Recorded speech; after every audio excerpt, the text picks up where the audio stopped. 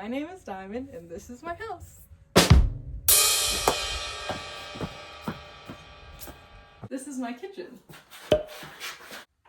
This is my scary hallway. This is my bedroom full of stuff. This is my other bedroom full of stuff. This is my other bedroom full of stuff. This is my living room. Moving here has been a long time coming. I am from here and never thought about moving away.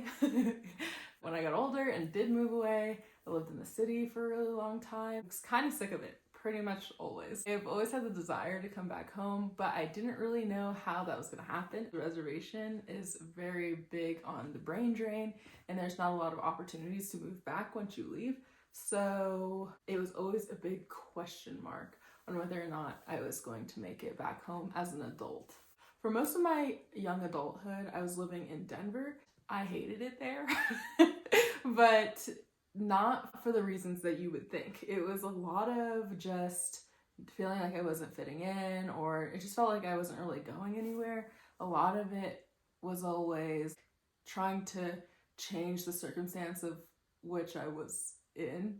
During COVID, I moved to the Bay Area, which is like my dream city. I was willing to give it another try, see if I could really make it in the city, you know? There's a big movement of people, and I thought for some reason that would be the best time for me to go there. I've always wanted to live there, and I just thought I'd give it a try, especially off the stimulus check.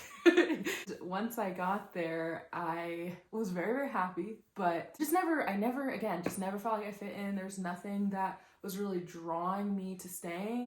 I could imagine my life there for a very short amount of time, which was kind of my last straw for living in the city. And I decided to move back home. And home for me at the time was a nearby border town with my mom. At that point, I had like a little bit left over from the stimulus, and I thought, oh, I know, I'm just going to move back to the res and build a house. I was really into earth building, natural building, sandbag building, and I knew that there wasn't that big of a curve to get into it. Me and my little inexperienced self and 3 books, I decided to buy all the materials to build a house. While I was working in the nearby border town, would come home on the weekends and start prepping the land to build a house. And initially it was going to be a sandbag hogan. I was set on making content about my journey back home. It just turned out to be way harder than I thought it was gonna be. You don't have to have an extensive amount of knowledge to get into it, but I felt quite the opposite. It was a lot of labor. It's a lot of trying to figure out angles, trying to figure out, like, we don't need permits out here, but almost in a way it made it harder to get anything going, because even if you don't need permits, you do need access to water, you do need access to sewer, you need access to power to do all of these building nonsense. Building anything, you need those things, especially a dwelling that you're trying to live in forever. And that is like sandbag building is supposed to last forever. And so I was very daunted by the process of doing it, but I still persisted. So initially I started with a retaining wall, and that was very labor intensive. Just like over the span of building that wall, it started to become apparent that I didn't have enough experience with building, and that was going to be a problem. It was going to be not only a little problem, but a huge problem that would then affect the way I thought about it while I continued the process. That, plus the combination of living at my mom's house and coming back and forth, was just not good for me. It made me very stressed out. I have an autoimmune disease, so any stress really affected it, and sure enough, I got very, very sick and kind of had to quit. So in and out of the hospital a little while. I was just not doing so great. This dream to come back home and be home as an adult independently was not manifesting like I thought it was going to. It was very daunting and very frustrating, especially because you can't look this up on Google. You can't look up how to make a living in a place that doesn't have the resources for you to be there. There's no way to look up how to just make it here. You know, there's nothing, you know, you can't look up how to go through NTUA, which is our water service. You can't look up how to put up a pole in the middle of the desert for the APS, which is our electricity service. You know, that was just completely impossible is what it felt like. Everything that I had to do, I was met with just like the biggest brick wall that was also covered in lava, that was also covered in thorns and rusty nails.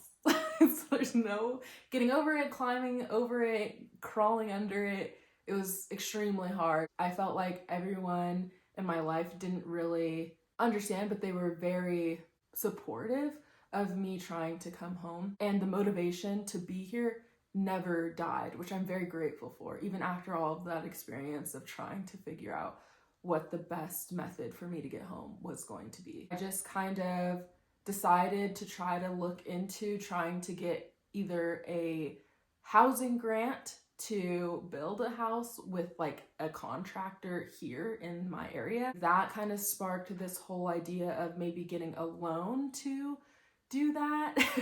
Of course, that was made to be a little bit impossible because you can't pull out a lien on trust land. So here was the dilemma. I didn't have the money to do all of it at one time so that I could release the stress and provide myself with the resources for labor. I didn't have the money. And then on the other hand, I wasn't strong enough to build my own home. There's third option where there was no place to move into. And so I couldn't really do anything. I was just kind of going off of my will to be here. I started looking into different modulars and storage container homes, prefab units, storage units. I bought a travel trailer. I tried to buy a like double trailer, like a double wide, all of these things. All you need an address to qualify for some of the grant opportunities or the loan opportunities to get here, get it physically move it here. So that was just a no-go. From that point, which was about like a couple of months ago, about the beginning of this year, I decided to look into rentals. I said someone has to be renting. And I was just, I don't know, the situation happened upon me. I came across someone who was just willing to put their house up for sale, which was crazy. Everyone I talked to about this was like kind of mind blown away because that just doesn't happen here like at all. I was dead set on trying to buy this house and I just couldn't find the money to do it for a very long time. Like I said, you can't get a loan, you can't get any of those kinds of things, like a mortgage or anything on a house that is not, the bank is not able to put a lien on. We went through a lot of grant programs and options for like First Nation banks and Indigenous banks, which are not a lot. And we ended up with a loan from our credit union and with a little bit of savings and the person willing to sell the house willing to do a payment plan. And here I am.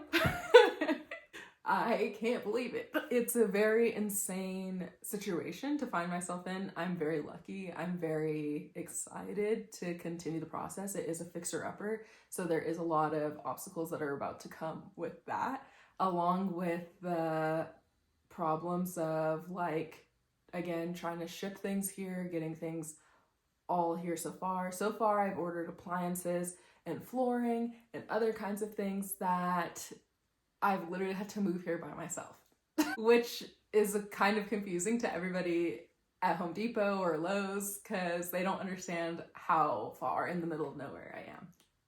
But I shall persist. So to begin the process, I have to first get everything out of here, and then I will clean it, and then I will take whatever comes with doing all of the rest of it. It's a big question mark as to what is wrong with the house, even though I've had contractors in and out of here trying to figure out what is going on. The owner that sold me the house was really unsure of what was actually up with the house. So it'll be a lot of doing things and undoing things and trying again and asking questions, and I'm grateful for every step of it. And I'm so excited to share it with all of you. So with that, I love you. Mwah, and I guess I'll see you later. Bye.